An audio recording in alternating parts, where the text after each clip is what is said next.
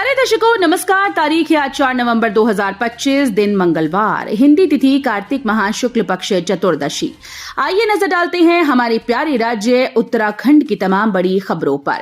Video शुरू करने से पहले कमेंट बॉक्स में जय हिंद लिखकर हमें सपोर्ट करें। तो चलिए शुरू करते हैं। मुख्यमंत्री धामी करेंगे विकास योजनाओं का शिलान्यास, 46 करोड़ से अधिक के कार्यों को मिलेगी हरी झंडी।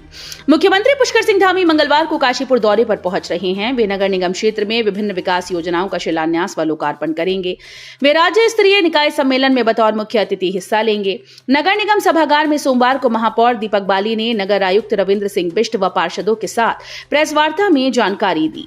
बताया कि निगम में अनेक योजनाएं धरातल पर उतर रही हैं। शपथ ग्रहण के बाद अब तक नगर निगम में 100 करोड़ रुपए से अधिक के कार्य कराए जा चुके हैं। मुख्यमंत्री निगम क्षेत्र में कुल 46.24 करोड़ रुपए की लागत से बनने वाले विभिन्न विकास कार्यों का 4 नवंबर को शिलान्यास करेंगे। 4 और 5 नवंबर को मौसम विभाग की बड़ी चेतावनी, इन जिलों में बारिश की आशंका, अलर्ट जारी। उत्तराखंड में पिछले कई दिनों से मौसम शुष्क बना हुआ है। सुबह और शाम के समय लोग ठंड महसूस कर रहे हैं। दोपहर के वक्त चटक धूप लोगों को परेशान कर रही है। इस बीच विभाग ने राज्य में 4 और 5 नवंबर को मौसम की बड़ी चेतावनी दी। मौसम विभाग से मिली जानकारी के अनुसार 4 और 5 नवंबर को राज्य के उत्तरकाशी, चमोली, रुद्रप्रयाग, बागेश्वर, पिथौरागढ़ में बारिश की आशंका जताई गई। इस दौरान बादल गरजने के साथ बिजली भी चमकेगी, जबकि शेष 8 जिलों में मौसम शुष्क रहेगा। अगर आप कैची धाम में दर्शन करने आ रहे हैं तो पहले जान लें ये जरूरी खबर, सूचना जारी। राष्ट्रपति द्रौपदी मुर्मू के 2 दिवसीय उत्तराखंड दौरे के तहत मंगलवार को कैची धाम आगमन को लेकर प्रशासन और मंदिर समिति ने तैयारियां पूर्ण कर ली। राष्ट्रपति का ये दौरा सुरक्षा की दृष्टि से अत्यंत संवेदनशील माना जा रहा है। ऐसे में मंदिर प्रशासन ने श्रद्धालुओं से ये विशेष अपील की है कि वे निर्धारित समय से पहले कैची धाम बिल्कुल न पहुंचे। मंदिर समिति के मैनेजर प्रदीप शाह के द्वारा जारी महत्वपूर्ण सूचना में कहा गया कि 4 नवंबर को राष्ट्रपति के आगमन के कारण मंदिर में दर्शन व्यवस्था दोपहर 12 बजे के बाद ही संभव होगी। इस दौरान सुरक्षा और व्यवस्थाओं को लेकर प्रशासन के द्वारा विशेष इंतजाम किए गए हैं। चंपावत नगर में अब गैस सिलेंडर की फ्री होम डिलीवरी, 1,500 उपभोक्ताओं को मिलेगा लाभ। चंपावत नगर पालिका क्षेत्र में रसोई गैस के उपभोक्ताओं के लिए गैस सिलेंडर वितरण की व्यवस्था में बदलाव किया गया। इसमें नगर क्षेत्र में उपभोक्ताओं को गैस सिलेंडर की होम डिलीवरी निःशुल्क होगी, जबकि ग्रामीण क्षेत्रों में होम डिलीवरी के लिए जीएसटी के साथ शुल्क निर्धारण किया गया है। कुमाऊं मंडल विकास निगम की ओर से चंपावत गैस सर्विस में होम डिलीवरी की व्यवस्था की गई। इसमें गैस गोदाम में 890.50 रुपए में गैस सिलेंडर मिल रहा है। वहीं नगरीय क्षेत्र में उपभोक्ताओं को गैस सिलेंडर की होम डिलीवरी निःशुल्क कराई जाएगी। इसके लिए उपभोक्ताओं को किसी भी प्रकार की राशि नहीं देनी होगी। चंपावत परिसर में बनेगा मिनी स्टेडियम और आधुनिक लैब, 25 करोड़ रुपए हुए मंजूर, पहली किश्त मिली। सोबन सिंह जीना विश्वविद्यालय अल्मोड़ा के अधीन चंपावत परिसर का 25 करोड़ से कायाकल्प होगा। यहां पढ़ने वाले छात्र छात्राओं को जल्द मिनी स्टेडियम और आधुनिक लाइब्रेरी की सौगात मिलेगी। परिसर में विद्यार्थियों की सुरक्षा के लिए चहारदीवारी का निर्माण होगा। परिसर में सुविधाओं का विस्तार होने से विद्यार्थियों के चेहरों पर मुस्कान है। एसएसजे विश्वविद्यालय के चंपावत परिसर में अध्ययनरत 2000 से अधिक छात्र छात्राओं को जल्द मिनी स्टेडियम में अपना हुनर दिखाने का मौका मिलेगा। आधुनिक पुस्तकालय के अस्तित्व में आने से उन्हें पाठ्यक्रम संबंधी किताबों के लिए संघर्ष नहीं करना पड़ेगा। इसके साथ ही छात्र छात्राओं की सुरक्षा को ध्यान में रखते हुए परिसर में चहारदीवारी का भी निर्माण किया जाएगा। उत्तराखंड रजत जयंती विशेष सत्र में प्रदेश के भविष्य पर चर्चा, नेता प्रतिपक्ष बोले कर्ज में डूबा प्रदेश। उत्तराखंड रजत जयंती के अवसर पर 2 दिवसीय विधानसभा का विशेष सत्र आज शुरू हो गया। इसमें उत्तराखंड के भविष्य को लेकर चर्चा की गई। नेता प्रतिपक्ष यशपाल आर्य ने कहा कि 25 वर्षों की विकास यात्रा का हमने लंबा सफर तय किया, कई उतार चढ़ाव देखने को मिले। मैं उत्तराखंड की जनता को राज्य स्थापना दिवस की शुभकामनाएं देना चाहता हूँ। 9 नवंबर को राज्य स्थापना के दिन सबके चेहरे पर ताजगी थी, हर्ष उल्लास था।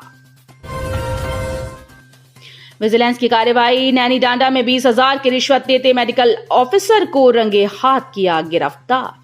उत्तराखंड में विजिलेंस ने बड़ी कार्रवाई करते हुए नैनीडांडा के मेडिकल अफसर को रिश्वत लेते रंगे हाथों गिरफ्तार किया। बताया जा रहा है कि प्रभारी सीएचसी नैनीडांडा ने अदाली खाल पीएचसी पर नियुक्त नर्सिंग अधिकारी से उसकी नियुक्ति पीएचसी पर ही बनाए रखने की एवज में 20,000 रुपए की रिश्वत मांगी थी। इसकी शिकायत पीड़िता ने विजिलेंस से की।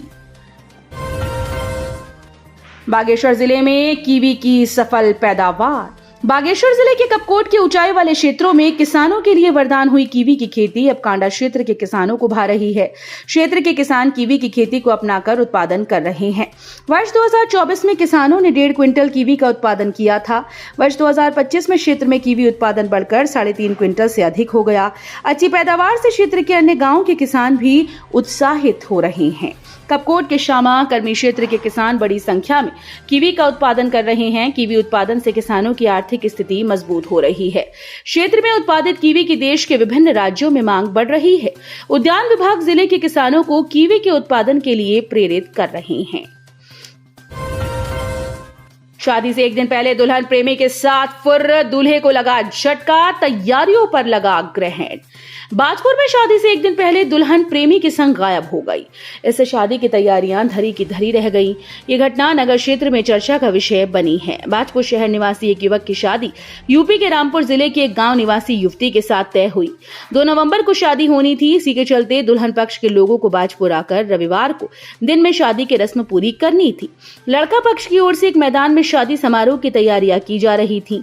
सूचना मिली कि दुल्हन शनिवार रात अचानक घर से गायब हो गई।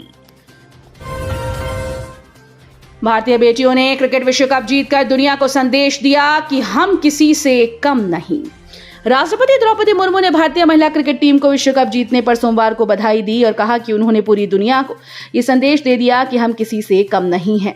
उत्तराखंड की स्थापना के रजत जयंती उत्सव पर यहां आयोजित विधानसभा के विशेष सत्र को संबोधित करते हुए राष्ट्रपति ने कहा कि आज पूरे देश और विश्व के लिए बहुत खुशी का दिन है, क्योंकि आज हमारी बेटियों ने पूरे विश्व को एक संदेश दिया कि हम किसी से कम नहीं।